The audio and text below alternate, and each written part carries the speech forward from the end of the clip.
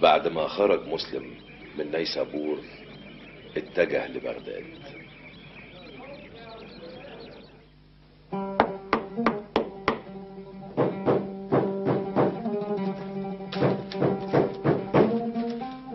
وهناك قابل الإمام أحمد بن حنبل. مسلم بن الحجاج. يا مرحبا يا مرحبا يا مرحبا بخير أهل نيسابور. السلام عليكم ورحمة الله وبركاته. وعليكم السلام ورحمة الله وبركاته. ادخل يا ولدي، تفضل تفضل، فأنا أتوق إلى رؤيتك. تفضل. هل تعرفني؟ لقد سمعت عنك الكثير. جئت أتعلم منك. يا سبحان الله، لقد ذهب العلم على رجليه إلى نيسابور، فكيف لم تشخص أمامه؟ تقصد البخاري؟ نعم. إني أحد تلاميذه، ولولاه ما خرجت من نيسابور. لما قصدتني؟ أنت قبلة العلم في عصرنا. استغفر الله العظيم يا ولدي. أنسيت قول الله تعالى: وفوق كل ذي علم عليم؟ تفضل يا ولدي. تفضل بالجلوس. قل لي يا ولدي، في أي علم من علوم الدين تريد الاستزادة؟ في سنة النبي صلى الله عليه وسلم. عليه الصلاة والسلام. ولكن البخاري لم يترك لغيره أي مجال للعمل في هذا المضمار. لقد اطلعت على صحيحه، وأخبرني هو بنفسه عن عمله وسفره وتبويبه للصحيح، وأخبرني أيضا بأنه قد ترك أحاديث نبوية شريفة صحيحة، وآثر عدم ذكرها حتى لا يطيل على القارئ أو الحافظ. أتنوي جمع ما تركه البخاري من أحاديث صحيحة؟ ليس هذا فقط يا إمام، ولكني أنوي تأكيد ما فعله البخاري، حتى لا يأتي أحد في يوم من الأيام ويقول إن البخاري قد كتب في كتابه أحاديث غير صحيحة. أتسير على نهجه؟ نعم. وماذا لو كان أحد رواته قد مات؟ سأبحث عن شخصين في مكانين مختلفين بعيدين يكونان قد استمعا لهذا الحديث. هذا عمل شاق. قال لي البخاري نفس الجملة، إنه عمل شاق ولكنه ممتع يا سيدي. إنني على استعداد تام لأن تتورم قدماي وتجوع بطني في سبيل التأكد من صحة حديث سمعته عن النبي صلى الله عليه وسلم. عليه الصلاة والسلام. مسلم يا ولدي، إن إحياء السنة في كتاب هو إحياء للدين، فالدين ليس قرآنا فقط، ولكنه قرآن وسنة. رسول الله صلى الله عليه وسلم يقول: ألا إني أوتيت القرآن ومثله معه، يعني السنة. فامض على بركة الله، واعلم أن رسول الله صلى الله عليه وسلم قال: من سلك طريقا يلتمس به علما سهل الله له طريقا إلى الجنة. وإن الملائكة لتضع أجنحتها لطالب العلم رضا بما يصنع. وإن العالم لا يستغفر له من في السماوات ومن في الأرض حتى الحيتان في الماء. وإن فضل العالم على العابد كفضل القمر على سائر الكواكب. وإن العلماء ورثة الأنبياء، وإن الأنبياء لم يورثوا دينارا ولا درهما، وإنما ورثوا العلم. فمن أخذ بحظ وافر.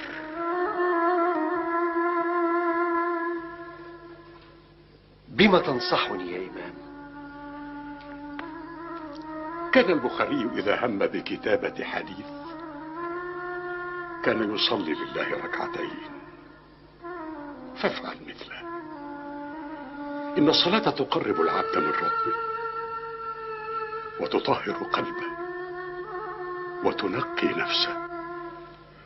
في الحديث القدسي عن رب العزة قال: ما يزال عبدي يتقرب إلي بالنوافل حتى أحبه، فإذا أحببته كنت سمعه الذي يسمع به، وبصره الذي يبصر به، ويده التي يبطش بها، ورجله التي يمشي بها. ولئن سألني لأعطينه، ولئن استعاذني لأعيذنه. لقد قرأت هذا الحديث القدسي في صحيح البخاري، وقد حفظته عن ظهر قلب. فلتعمل به إذن يا ولدي. إن شاء الله أفعل. بكم هذا؟ هذا يا أخي إكراما لك بدينارين فقط. دينارين؟ لما؟ لما؟ إن كنت تريد الشراء فادفع وخذ ما تريد، أما إذا كنت تريد المجادلة معي فأنا متعب ولا وقت لدي، واذهب إلى حال سبيلك. ماذا حدث لكم يا أهل نيسابور؟ هيا لا وقت لدي. هل يمكنك أن تدلني على بيت مسلم بن الحجاج؟ مسلم بن الحجاج؟ نعم. مسلم لقد ترك نيسابور.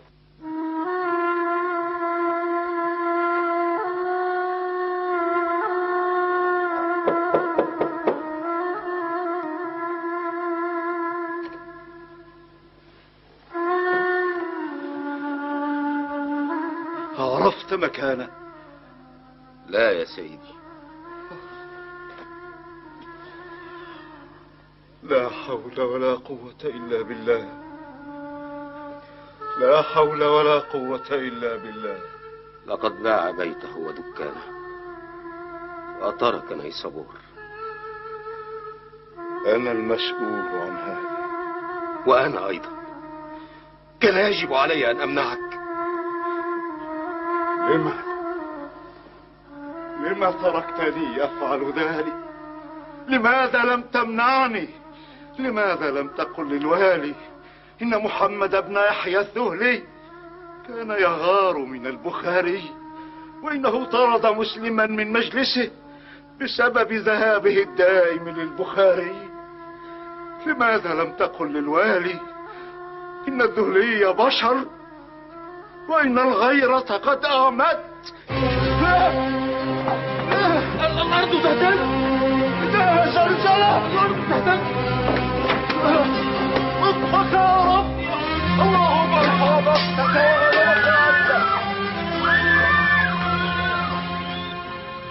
أتمنى من الله أن أقرأ صحيحك. سأرسل إليك لتطلع عليها وعلى إسنادها. بارك الله فيك يا ولدي. أستودعك الله. مسلم يا ولدي. أمرك يا شيخي.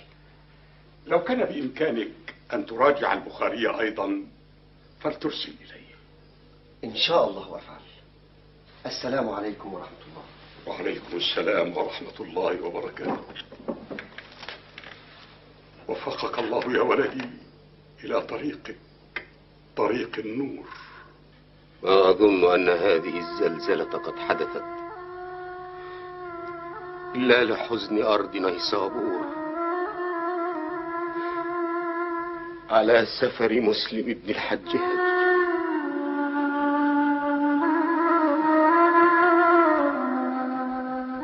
بسم الله الرحمن الرحيم.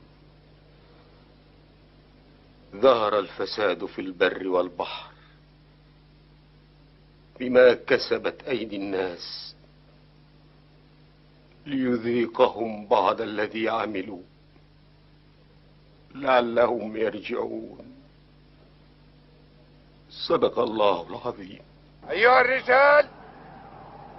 الرجال، ها هو قائدنا وسيد العرب إسماعيل بن يوسف بن إبراهيم يتحدث إليكم.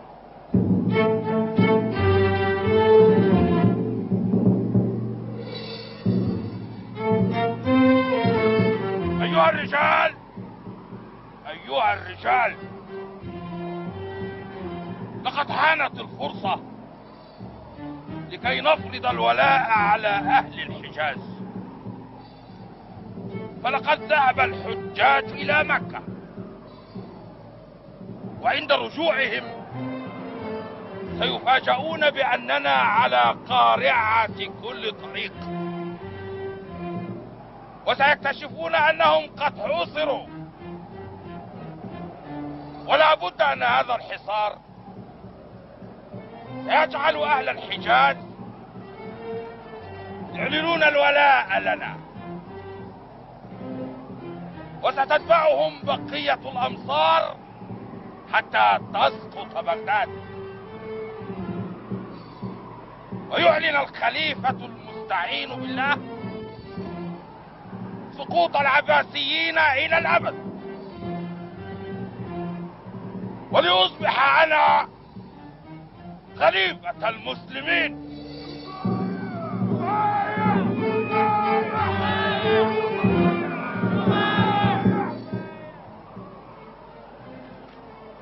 قم بتوزيعهم حسب ما اتفقنا. أمرك يا سيد العرب.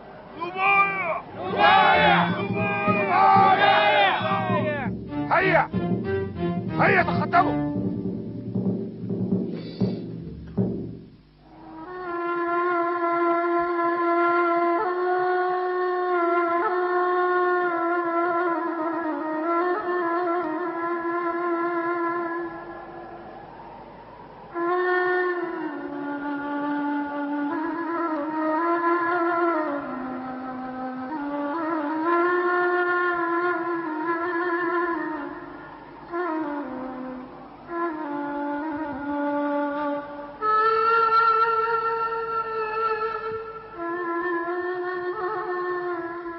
تفضل يا مسلم. شكر الله لك. من هذا البيت بدأ محمد بن إسماعيل البخاري رحلته لجمع أحاديث رسول الله صلى الله عليه وسلم عليه الصلاة والسلام. هذا بيت مبارك يا أبا بكر، يكفي أنه بيت ابن عبد الله بن الزبير بن العوام. لقد ذكر أبي عند عبد الله بن عباس رضي الله عنهما فقال: هو قارئ لكتاب الله، عفيف في الإسلام، أبوه الزبير وأمه أسماء وجده أبو بكر وعمته خديجة وخالته عائشة وجدته صفية. إن هذا لهو النسب. إنني أفكر في وضع كتاب عن علم الرجال والأنساب. أعتقد أن جامع الأحاديث النبوية الشريفة لابد وأن يكون على علم ومعرفة بهذا العلم. إن علم الرجال هو مفتاح علم الحديث، فحديث بلا إسناد لا معنى له. ما الذي دفعك يا مسلم لدراسة الحديث دون الفقه والقراءات وعلوم الدين الأخرى؟ اعلم يا سيدي أنني قد درست كل علوم الدين، إلا أن حكمة مشهورة جعلتني أهتم بعلم الحديث. فذات مرة حدثني أحد الأصحاب فقال: إن النبي صلى الله عليه وسلم يقول: اتقي الشر من أحسنت إليه. فأصابني الشك في أن النبي صلى الله عليه وسلم قد نطق بمثل هذا، فسألته عن رواة الحديث فأخبرني ب3 رجال. فلما قمت بدراسة هؤلاء اكتشفت أنه ليس هناك صلة تربط بينهم، فهذا من عصر وذاك من عصر آخر. فكيف نقول مثلا روى عمر بن عبد العزيز عن معاوية بن أبي سفيان، وعمر ولد بعد موت معاوية بسنوات؟ هذا الذي دفعني لدراسة علم الرجال، وبعد ذلك لدراسة علم الحديث، وازددت شوقا لمعرفة أصول الحديث بعدما وصلني من أمر البخاري. وفقك الله يا مسلم وأيدك بنصره.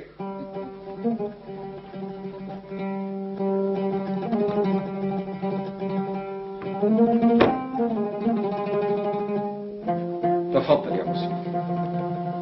ما هذا؟ بعض المال الذي سيعينك على مواصلة رحلتك. سيدي، لقد كنت أعمل بالتجارة وأنا في نيسابور، وقد قمت بشراء بعض البضائع من مكة المكرمة ومن المدينة المنورة، وسوف أسافر إن شاء الله إلى مصر لأبدأ رحلة جمع الحديث، وفي الوقت نفسه أبيع ما معي من بضائع. ولكن يا ولدي، إن البخاري رضي الله عنه قد أخرج في صحيحه أن النبي صلى الله عليه وسلم يقول: ما أكل أحد طعاما قط خيرا من أن يأكل من عمل يده. بارك الله فيك يا مسلم. ظلمتني يا ذبلي، ظلمتني يا ذبلي، ظلمتني يا ذبلي، ظلمتني يا ذبلي، ظلمتني يا ذبلي، ظلمتني يا ذبلي. حسبنا الله ونعم الوكيل، حسبنا الله ونعم الوكيل، حسبنا الله ونعم الوكيل. لقد ظلمتني يا إمامنا الذهلي، ظلمتني يا إمام، ظلمتني يا إمام، ظلمتني يا إمام.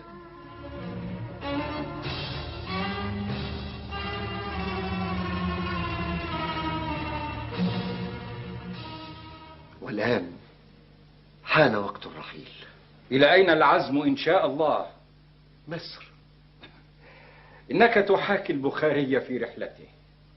إن رحلة البخاري يضرب بها المثل، فهو لم يترك بلدا كان فيه تلاميذ للصحابة رضوان الله عليهم جميعا إلا وذهب إليه وسأل أهله ونقل عنهم الأحاديث. وفقك الله لما فيه خير الإسلام والمسلمين.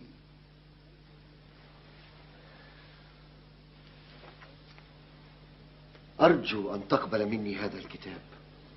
الطبقات؟ نعم، إنني أتناول فيه معاصير رسول الله صلى الله عليه وسلم عليه الصلاة والسلام، الذين رأوه ورووا عنه، والذين شاهدوه فقط ولم يروا عنه. وكيف استطعت التوصل إلى ذلك؟ خلال وجودي في مكة والمدينة استطعت أن أضع هذا الكتاب، وقد اطلعت على كتب الطبقات وسألت الرواة وأخذت بحديثهم. إني على يقين يا بني أن كتابك عن الأحاديث النبوية الشريفة سيكون له مكانه في تاريخ الإسلام.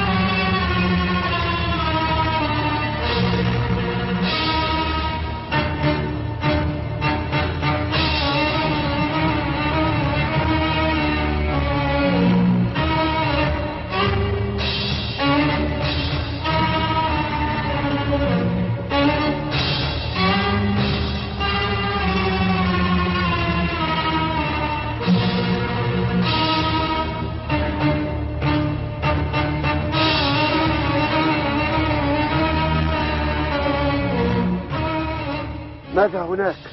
يبدو أنهم قطاع الطريق. لا حول ولا قوة إلا بالله. هيا بنا نبتعد ونسلك طريقا آخر غير هذا. إنكم محاصرون، أهل الحجاز جميعا محاصرون، اقبضوا عليهم.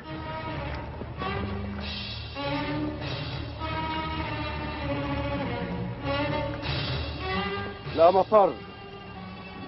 ماذا تفعل؟ أخرج لهم ما معي. هم لا يريدون ما معك. من الذي أخبرك بهذا؟ ألم تسمعه يقول إن أهل الحجاز كلهم وقعوا في الأسر؟ وما الذي يقصده بهذه الكلمات؟ لعله يقصد الخروج على الجماعة. أيها الناس، إن أردتم النجاة من الموت فأعلنوا البيعة لسيد العرب وقائدهم إسماعيل بن يوسف بن إبراهيم. لا بيعة تحت سيف مرفوع يا هذا. لا حول ولا قوة إلا بالله. أضعت نفسك. ومن أنت لتتحدث نيابة عنهم؟ وهل أصمت عن ظلم أراه؟ نحن لا نظلم، إنما أردنا البيعة. للخليفة المهتدي بيعة عندنا ولا رد لها إلا بشروط. إنه فرض على المسلمين. هذا رأيك وحدك وليس رأي الجماعة.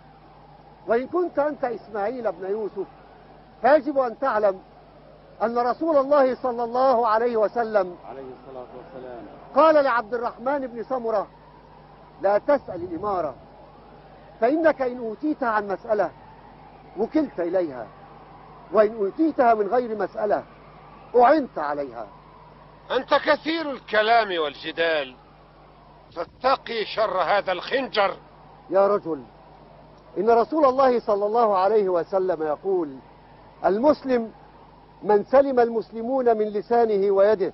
هذا رجل صالح لا ينطق إلا بحديث النبي صلى الله عليه وسلم، وأنا أعلن تبرؤي عن دعوتك ودعوة إسماعيل بن يوسف.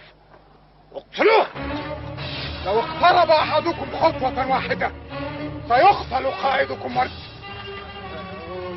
ولكن مرهم بإغماد سيوفهم. أغمدوا سيوفكم. قلت لك مرهم بإغماد سيوفهم. أغمدوا سيوفكم يا أغبياء. قلت لك مرهم بالابتعاد. لكنني مرهم بالابتعاد. ابتعدوا. أيعجبك هذا أيها الرجل الصالح؟ لقد روعت أمن المسلمين. دعك من الرجل الصالح ومرهم بالابتعاد، وإلا ذبحتك بسيفي هذا. ابتعدوا ابتعدوا ابتعدوا. سوف تبقى هنا ولن تتحرك بعيدا، لن تتحرك بعيدا. أنت السبب في كل ما حدث. ورد لقد وقع في أسر الدمام. ومن يكون الدمام؟ هو أحد رجالنا. ولماذا خرج علينا الدمام؟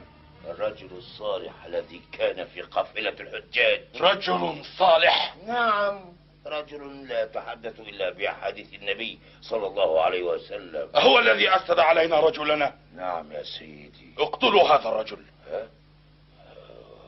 سيدي، إن وردا لديهم.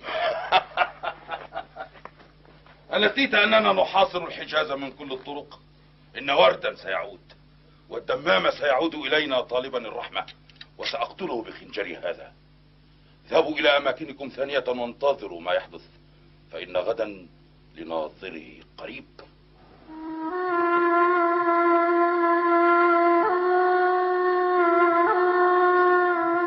أسنبقى هكذا؟ الدمام يقول إن إسماعيل بن يوسف قد فرض علينا الحصار.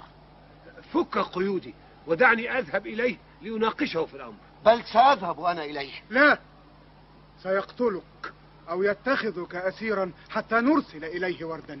لا، سيقتنع بكلامك لأنك تملك حجة قوية وأسلوبا رائعا. اذهب إليه حتى ينتهي الحصار ويعود كل منا لموطنه.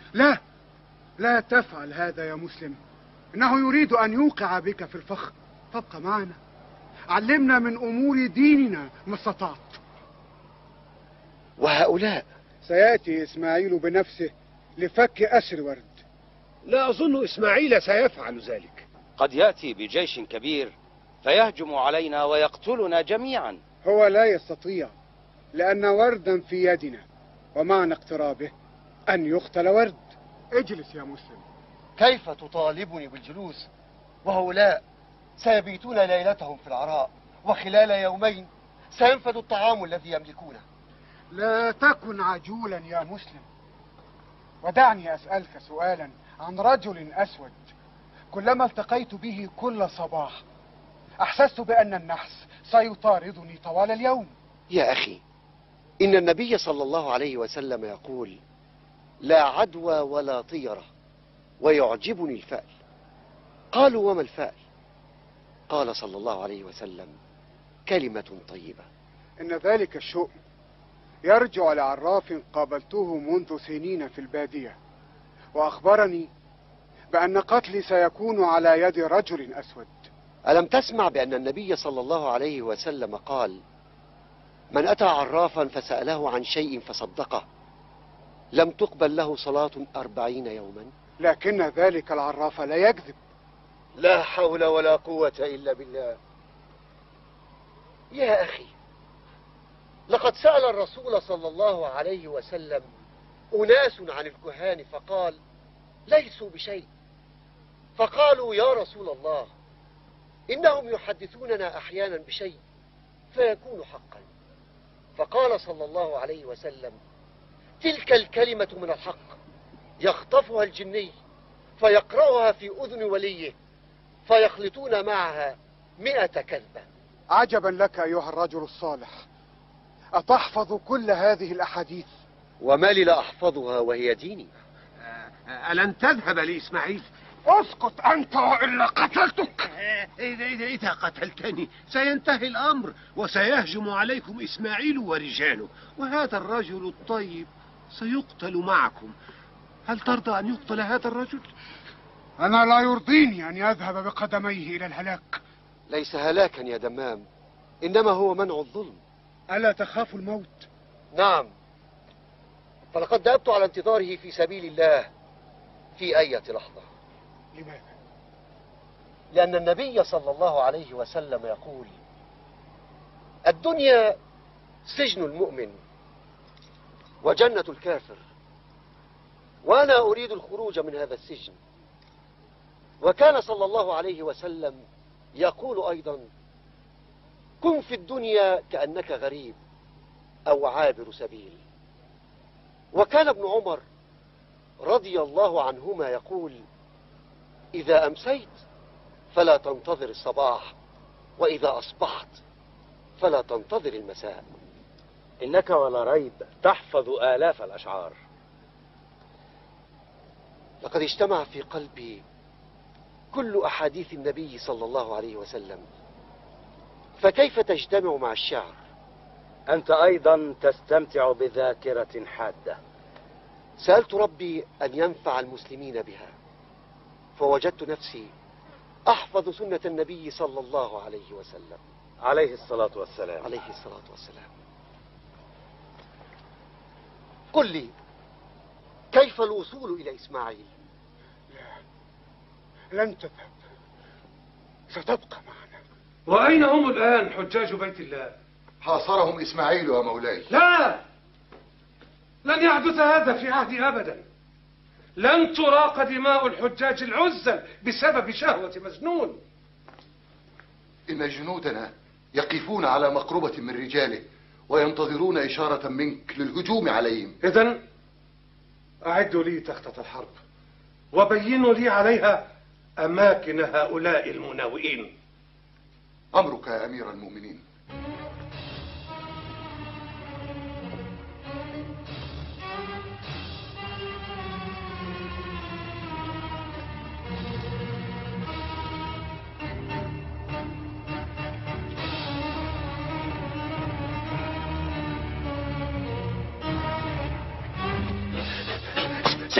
سيدي ماذا وراءك؟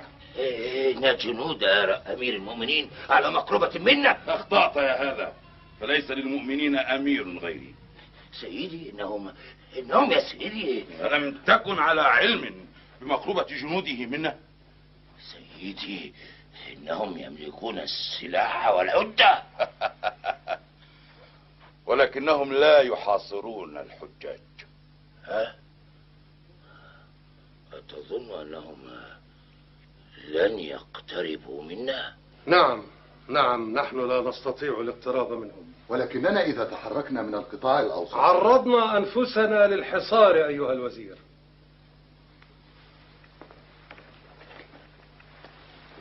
لقد تمكن هذا الإسماعيل من أفضل الأماكن وقطع علينا طرق الحجاز كلها. وما العمل يا أمير المؤمنين؟ دعوني أفكر.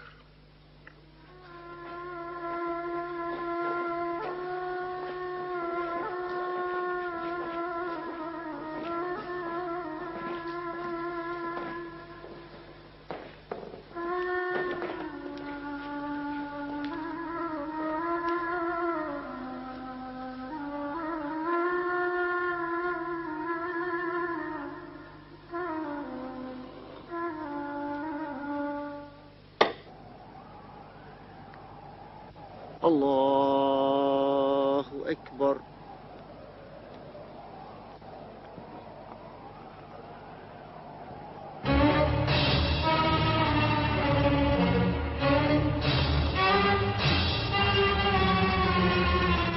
أي أمهم الذي أفسد علينا الدمام؟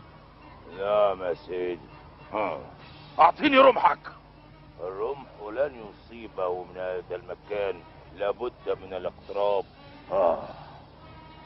سيموتون جوعا، وعما قريب سيأتي الدمام ويطلب العفو والصفح.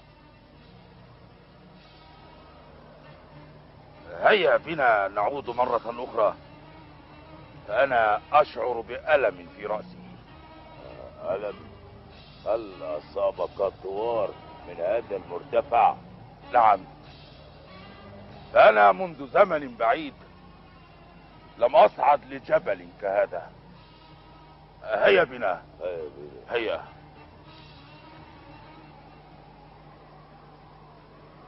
السلام عليكم ورحمة الله. السلام عليكم ورحمة الله.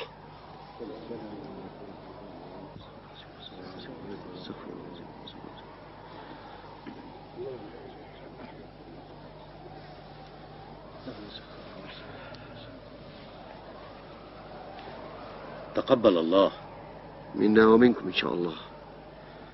معظم هؤلاء قد نفذ منهم الطعام، ذلك لأنهم كانوا بصدد شراء طعام جديد من أول مدينة نصل إليها في الطريق. أعرف ذلك. ماذا ستفعل الآن؟ سنقسم الطعام الذي معنا. فيما تتشاوران؟ في أمر هؤلاء الذين سيشعرون بالجوع بعد لحظات. إسماعيل لن يترك رجله هكذا. إسماعيل لا يفكر إلا في نفسه فقط. لو صح هذا لهاجم علينا بالأمس. الطعام الذي لا يملكه لا يكفي ليلة أخرى. أنت تفكر في الذهاب إليه، وأنا أخشى عليك عاقبة اللقاء. أنا لا أخشى إلا الله عز وجل. يا مسلم تدبر الأمر. أنا لن أسكت على هذا الظلم أبدا. ستصبح رهينة في يده وربما يقتلك. من قتل نفسا بغير نفس أو فساد في الأرض فكأنما قتل الناس جميعا. الناس في حاجة إلى علمك. يا أيها الذين آمنوا لم تقولون ما لا تفعلون، كبر مقتا عند الله أن تقولوا ما لا تفعلون. لن يأخذ بنصائحك. يقول الله عز وجل: ولتكن منكم أمة يدعون إلى الخير ويأمرون بالمعروف وينهون عن المنكر وأولئك هم المفلحون.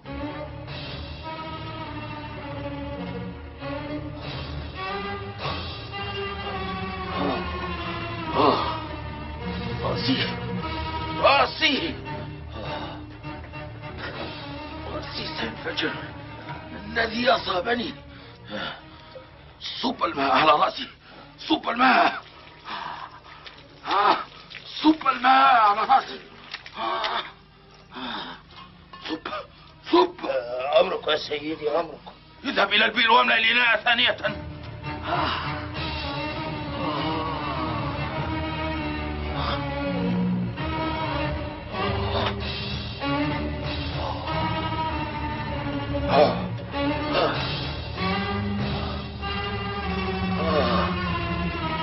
الأوجاع انتقلت من رأسي إلى جسمي كله. ما الذي أصابني؟ ما الذي أصابني؟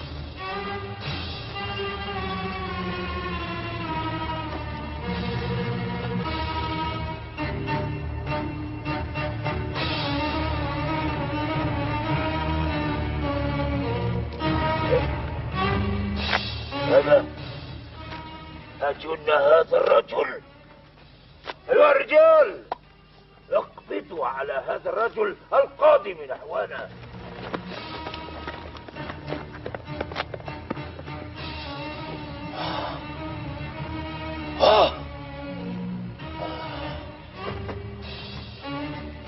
ماذا تقول؟ بعد لحظتين سيدخل عليك وهو مقيد بالحديد. والماء؟ أين الماء؟ لقد نسيت أمر الماء. نسيتني يا رجل؟ معذرة يا سيدي، فهول المفاجأة أنساني مرضك. أحضر الماء وأحضر الرجل إلينا. أمرك يا سيدي، أمرك.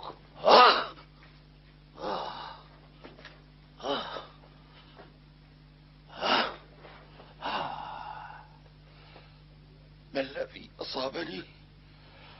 ما الذي أصابني؟ أهي أكلة مسمومة أم الطوار؟ ما الذي أصابني؟ ما الذي أصابني؟ لا وقت للمرض الآن. تحرك. ها هو ذا يا سيدي. السلام عليكم ورحمة الله وبركاته. أين الماء؟ أين الماء؟ ها هو سيدي، ها هو. صبه فوق رأسي.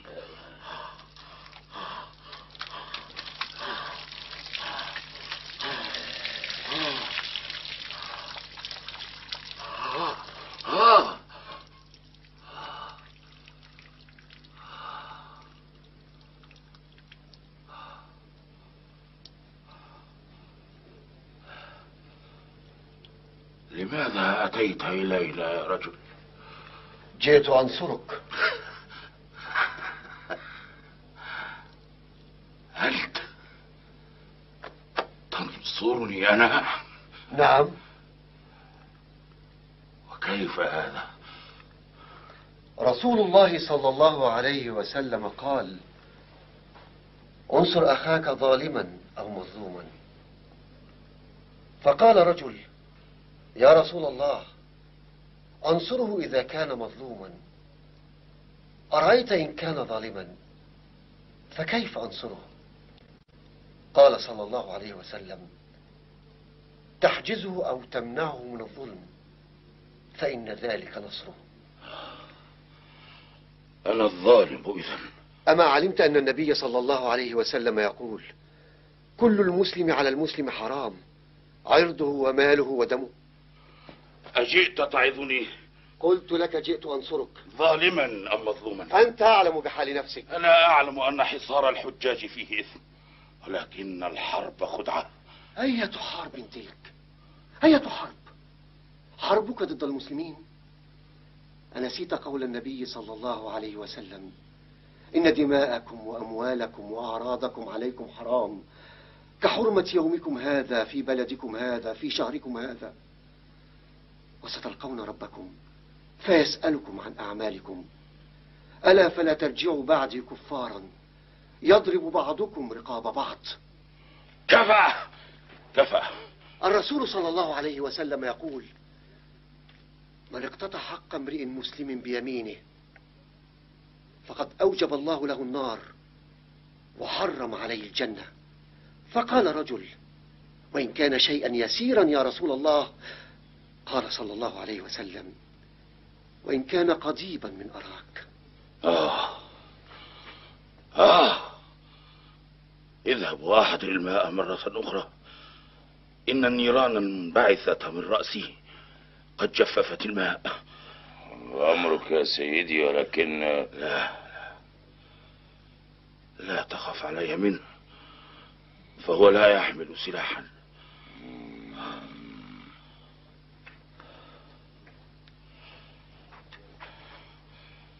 ماذا تريد مني يا رجل؟ بسم الله الرحمن الرحيم. ذلك ومن يعظم حرمات الله فهو خير له عند ربه. ما اسمك أيها الرجل؟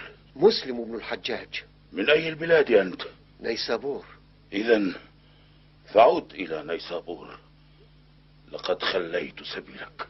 أنا لم آتي إلى هنا كي أحدثك عن نفسي. ماذا تريد إذن؟ أن تتقي دعوة المظلوم، فإنه ليس بينها وبين الله حجاب. وأنت قد ظلمت هؤلاء الذين عادوا بعدما أتموا الحج، كانوا في رحاب الله فحصرتهم وروعت أمنهم وأدخلت الخيفة في قلوبهم، ونسيت أن بينهم الضعيف والسقيم والكبير، ونسيت كذلك قول النبي صلى الله عليه وسلم: من لا يرحم الناس لا يرحمه الله. قلت لك كفى كفى. أعطيني الماء، أعطيني الماء.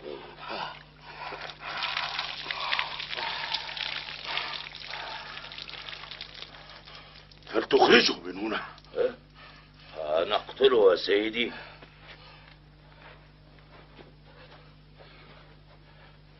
لا، فليعد إلى أهله. فليعد إلى أهله. نعم. تقصد يعود إلى المحاصرين من أهله؟ بل يعود إلى وطنه. ما جئت لهذا يا إسماعيل. لقد أصبحت قاب قوسين أو أدنى من الخلافة. تذكر قول الله تعالى: تلك الدار الآخرة نجعلها للذين لا يريدون علوا في الأرض ولا فسادا والعاقبة للمتقين. وتذكر أيضا قول النبي صلى الله عليه وسلم: إنكم ستحرصون على الإمارة وستكون ندامة يوم القيامة. لماذا لا تنطق بهذا أمام المهتدي بالله؟ أنا لا أخشى في الحق لومة لائم، ولكن يجب أن تعلم أن الناس قد بايعت المهتدي بالله، ورسول الله صلى الله عليه وسلم يقول: من كره من أميره شيئا فليصبر، فإنه من خرج على السلطان شبرا مات ميتة جاهلية. المهتدي بالله لم يأمر الناس بمعصية، وخروجك عن طاعته هو إعراض عن رأي الجماعة. إني أبغضك، لكني لا أريد أن أقتلك، مع كوني أقدر على ذلك. هيا اذهب إلى حال سبيلك. أخرجه من هنا، لا أريد رؤية وجهه. هيا. يقول رسول الله صلى الله عليه وسلم: اتقوا الظلم فإن الظلم ظلمات يوم القيامة. هيا ادفعه بالقوة. تذكر قدرة الله عليك، وتذكر هول يوم القيامة. تذكر القبر عندما تبقى وحدك لدود الأرض.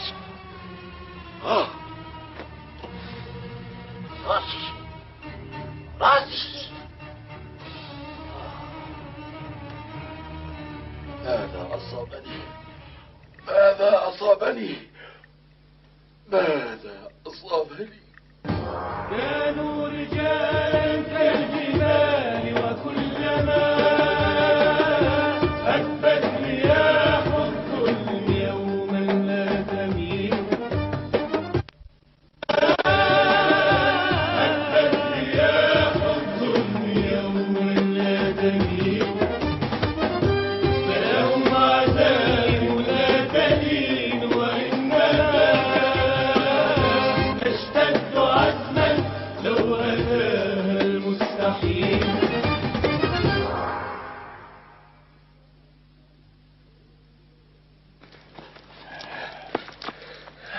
اذهب لحال سبيلك، هذا هو الطريق المؤدي إلى الشام. سر فيه ولن يعترضك أحد.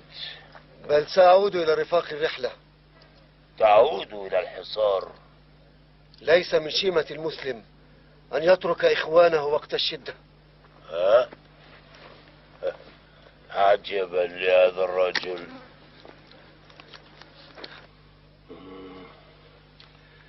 لو أن أحدا يستطيع التسلل إلى هذا المكان، عندئذ نستطيع أن نقطع طريق البحر على إسماعيل ورجاله.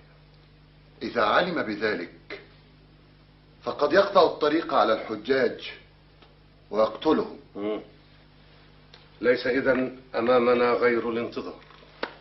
إن صاحب الشرطة... لا تحدثني عن هذا الرجل، إنه هو المسؤول عن كل ما نحن فيه الآن.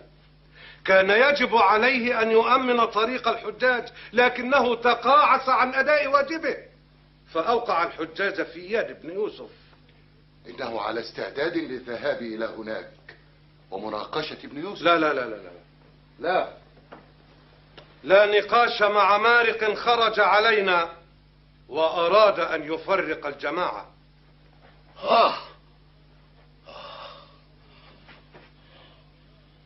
الألم يعتصرني، النار تخرج من يديه ومن قدميه ومن جسمي كله.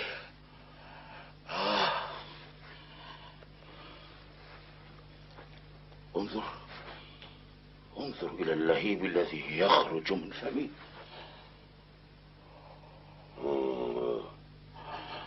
أيصيبك هذا اللهيب؟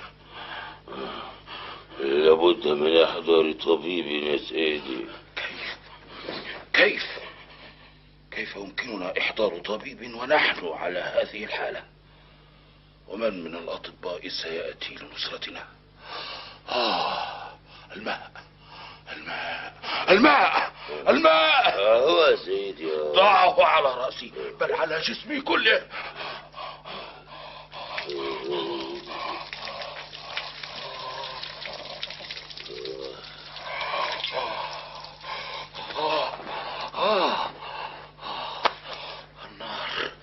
النار تجتاحني.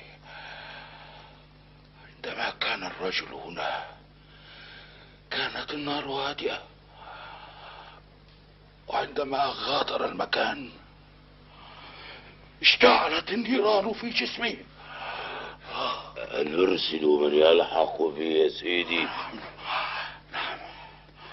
نعم أعد، وأمر الرجال بحفر حفرة واسعة واملؤوها بالماء كي ألقي بجسمي فيها.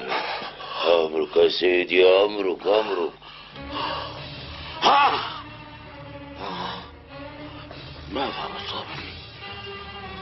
ماذا أصابني؟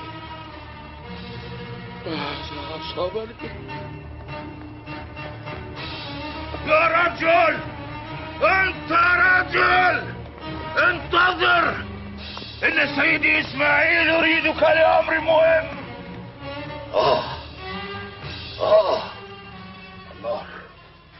النار.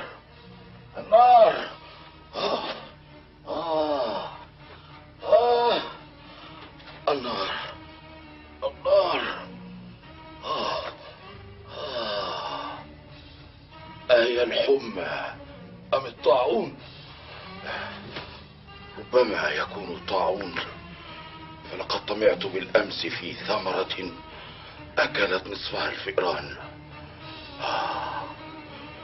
يا للطمع. لماذا يا نفس؟ لماذا؟ يا سيدي، أعطني الماء لينطفئ لهيبي.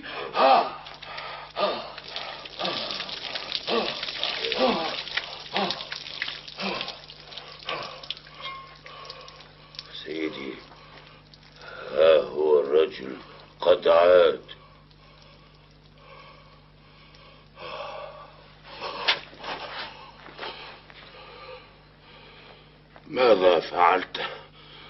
ماذا فعلت في أيها النيسابوري؟ لقد سحرتني. نعم، سحرتني. لقد روى الإمام أحمد بن حنبل في مسنده أن رسول الله صلى الله عليه وسلم قال: 3 لا يدخلون الجنة.